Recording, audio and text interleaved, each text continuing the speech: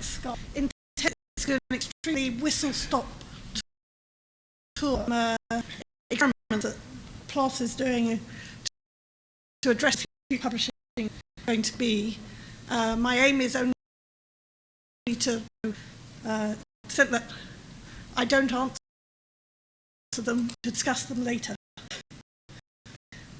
So we have this idea of concept of research communication where you do science, you tell everyone about it, you read and use other people's work and do more science. And PLoS, like Biomed Central, has been started as an open access publisher to focus on this question of how best you can do the work, because we think not having that open free doesn't help.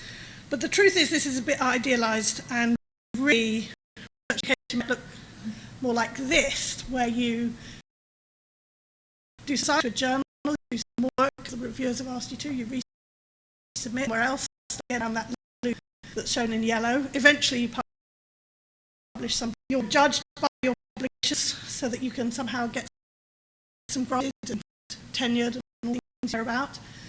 And others work and discuss ideas, and that helps you do some more science. We'll talk about addressing those other areas of the cycle of other than just open access.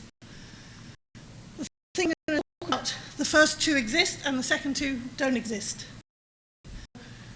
You can see the list there, and I'll run through them, but we have sort of things going on that address these issues, and two,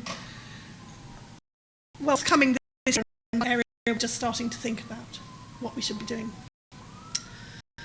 One real issue is making publishing faster and easier, and in particular, around a year ago when everyone was worrying about pandemic influenza, the question came up, can it take 3 months or more to publish a paper when people are pretty much the next day?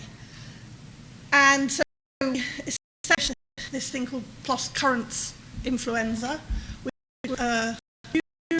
people could rapidly exchange scientific ideas in the form of lines or whole papers. They would compose their work on Google, which is an openly available platform. Expert researchers would say this is influenza and does appear to be scientific, and then they would post live and it would be there immediately. But importantly, the articles are less accessible and archived in PubMed. So the workflow is really simple to anyone who's ever published anything. You know, the author in Google Knoll, or more likely pastes it in from Microsoft Word. They can hit the button saying submit to influenza. The moderator that's happened says something scientific and says, yeah, authors can also create a second version and then put it into the NCBI archive, then fire in the way that you're used to with. This is what it looks like. You go to the site, it's a beta. It tells you how many views,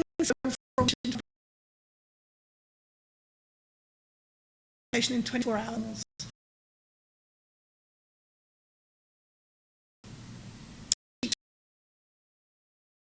And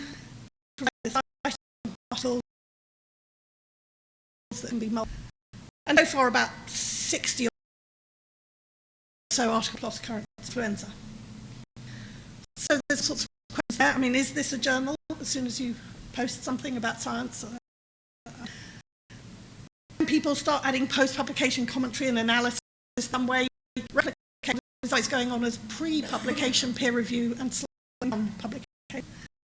And does this currents idea only make sense for some fast-moving planet? Would it work anywhere else? Well, we're trying that particular forthcoming Huntington's disease and life to the closest to being launched next. So the second thing I want to talk about is how you judge the schools that's used to judge researchers. As everyone knows, the worth of a paper tends to be judged on the journal where it's published. This is allows everyone knows it's a system, and yet they base all sorts of decisions on funding. So we started again about a year posting on every article published in any PLoS, all the ones published in the past, a range of metrics that include citations of that plot as judged by several different data.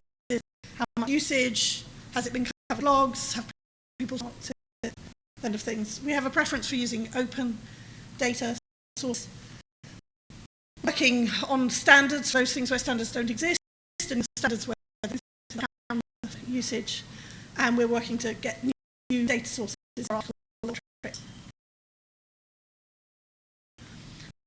If you go to, this is an article that was published in tab marked, you can see using PDFs versus HTML using article and start give you over that.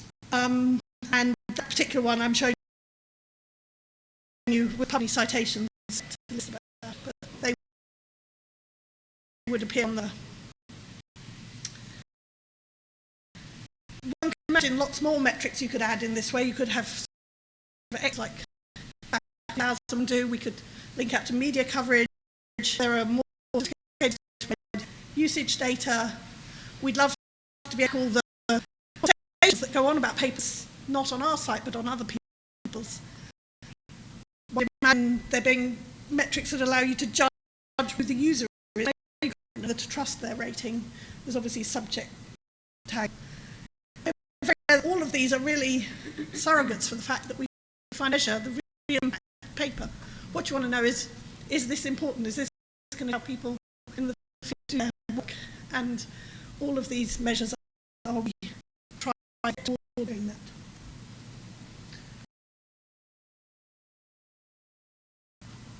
Try and use these metrics as ways. So now use search text. Download an article on. Ultimately, this will be. So the first thing I'm going to talk about that doesn't yet exist, something we're calling PLoS hubs, which is part to improve discussion and reuse of content. So the question, what is it journal does these days? It gives you some kind of badge, and the other does is aggregates content in your subject area. Or a computational biology to think that computational biology journals will have what you need to read, but of course you know that's not true. Journals you need to read. So hubs are about trying to do the more relevant content, to identify trusted sources, and then to provide tools to help users to use it and to educate their peers about it. So active thing the journal traditionally been. There's a sort of one version of what one might look like. And the idea that we talk about them freely available from elsewhere, which includes all articles that are out, and area sorting and letting users identify and so the main thing is aggregate content from various places, make it more useful, provide opportunities for semantic marking, and provide deep links into the data sources. Important part of what we think journals should be doing these days. Talk about that. And conversations out content and allowing you to flow to interesting things or whose opinions you care about. The final thing I just want to mention, let me say that hubs autumn with Biodiversity Hub, and we obviously find out if people find that useful and that it has added content. And working with a bunch of very prominent partners in this area.